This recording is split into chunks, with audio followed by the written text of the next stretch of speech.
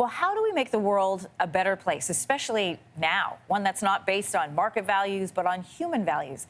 That is one of the questions economist and former bank governor Mark Carney is exploring using his vast experience in finance and climate change to map out how we get there. Mark Carney is joining us from Ottawa this morning. Good morning to you. And before we get started, a happy belated birthday to you. Thank you very much, Emery. I want to start with COVID. Of course, that's what everybody's talking about, what we're focused on. You describe a meeting at the end of February 2020. You were sitting in a gilded chair in a palace in Riyadh. It was your last meeting of the G20 finance ministers and central bank governors. You've been going to these meetings for 15 years, but this one was different. Take us back to that meeting, because few ministers saw what was coming, what we're living in now, and really none were truly prepared. That's right. And, I have been going to them 15 years, and I have to say that over time, the attention span of the ministers, obviously the central bank governors paid attention the whole time, but the ministers had drifted a bit.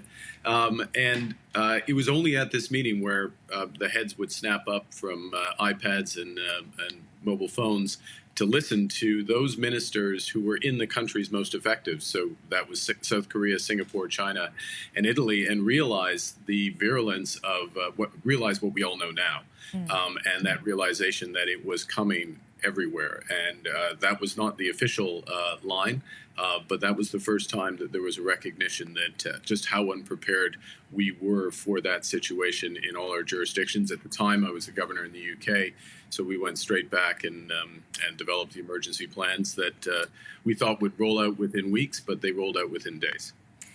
In terms of, let's talk about Canada's preparedness. In terms of PPE and vaccine manufacturing capacity, Canada, we weren't prepared. We've been left at the mercy of global supply chains. We're living with the consequences of that right now. From your perspective, what does Canada need to be doing now to be better prepared for the next time? Because scientists tell us it's coming again. Yeah, that's exactly the right question. And the other incredibly important point is to remember that memories are short. It's hard to imagine when you're in the teeth of a crisis that you'll forget how difficult it is. But the important thing is, what is Canada doing 20 years from now, 25 years from now, to prepare for these types of situations? So what we need to do now, obviously, we need to build vaccine capacity. We need to think about all of the essential items on which we can't rely on international markets for. So, we, like many other countries, thought we could buy our PPE from abroad, ultimately buy vaccines from abroad in a timely way, and that just hasn't been the case for either, and we're suffering as a consequence. Now, that happens to be true for another number of other countries, but it doesn't excuse it going forward. So we need to do some very fundamental things with respect to pandemic preparedness, but we also need to step back more broadly and think about, well, where else do we need to be strong at home, resilient at home, as opposed to relying on only defenses from abroad? So you can think about cybersecurity, and of course, what I used to worry about, financial stability, financial security, as two important examples. There are more. We need to be more structured about these things. We have seen the federal government respond to talking about financial security with CERB and the wage subsidy. We're into the tens of billions of dollars right now. Moving forward, how do we bring things back into balance in terms of emergency spending? We haven't had a budget in 2 years. It just feels like there's announcement after announcement of support money, but that has to end at some point, and we're going to feel the crunch of that at some point. Well, yeah. Well, we have to have a budget that's important. Then we'll have to have another one after that, and we have to taper or reduce this emergency spending on a reasonable path, and bring that type of spending, what I would call current spending, so day-to-day spending, bring that into balance over the course of the next 3 to 5 years. Now, that's my judgment. What we also need to do, though, is that all levels of government, federal and provincial government, should be spending or making policies that help with investment in our infrastructure, building a more sustainable and resilient economy. Some of the things we just discussed takes investment. So we should be building up that investment in a way that grows jobs, grows our economy for the medium term. And so the challenge is to bring down that current spending, that emergency spending, while we're building up our economy. It can be done, but it has to be very deliberate, and it is going to have to start very soon. The other crisis that we are dealing with, along with COVID, is the climate crisis. And you say, since you were born, you just had a birthday, there's been a 70% decline in the population of mammals, birds, fish, reptiles, and amphibians. 70% decline. So the window to act is finite and it's shrinking. How feasible is the transition to net zero at this point?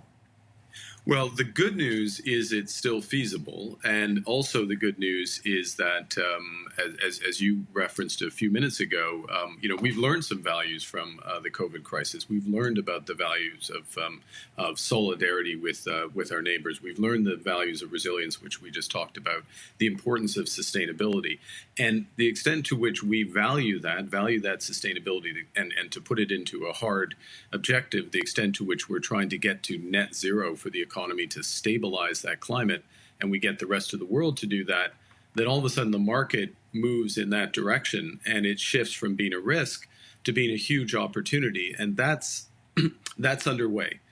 We see a lot of Canadian innovation on the ground that can help with this. We see our larger financial institutions moving in this direction. A number of our big banks have made these commitments. A number of our big pension funds have just made these commitments. We need to do a lot more, but when we meet this morning, not just because it was my birthday or it's because of St. Patrick's Day, I'm more optimistic in that momentum is there. But it's because of Canadians' values, and so expressing those values will accelerate that momentum and give us a real shot to address this climate crisis and the associated biodiversity crisis, just to make sure that we pass on to the next generation, this gift that we were all given in terms of nature and to some extent have squandered. Mr. Carney, the world was really on track with thinking about climate and the environment before the pandemic hit. Remember, we were all talking about getting rid of plastic straws. Well, you were in the UN General Assembly when Greta Thunberg delivered that speech at the Climate Action Summit way back in 2019. You heard her speak, you've met her several times, but COVID, as we know, has changed everybody's focus. Now it's no longer getting rid of plastic straws. We are constantly using disposable PPE and plastic-based products. How do we balance those two values of the environment, but also, keeping in consideration that we are in a healthcare crisis? Well, we are in a healthcare. I mean, yes, you're absolutely right. And I think your question is the answer. We're in a healthcare crisis. There are limited tools at our disposal. We have to protect each other. We have to use these various plastic materials in order to do so. It's entirely right. That couple you showed a few minutes ago wouldn't have been able to be reunited without them, for example. But at the same time, we have to look farther out and think about the investments that are going to transition us off that economy that is ultimately wasteful, that is damaging our planet, damaging our species, and taking things from our children and grandchildren. And we can do both. We can do both. We can fight the healthcare crisis and look forward. And pardon me, I can't do both. Talk about both, but now I will. And look forward, and that's what is happening now as there's this sort of pivot.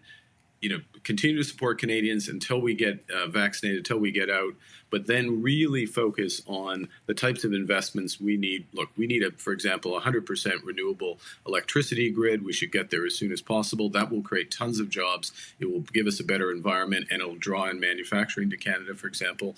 Have an electric vehicle fleet, move in that direction. That's the future of our auto industry. There's a host of examples like that, where it's growing jobs, it's growing our economy, it plays to Canada's strengths, and it meets our values. It is the perfect timing for your book, which is called Values. Mr. Carney, thanks for being with us today. Thanks for having me. Hey, thanks for watching. If you liked this, be sure to subscribe here, or you can check out more Your Morning videos right here.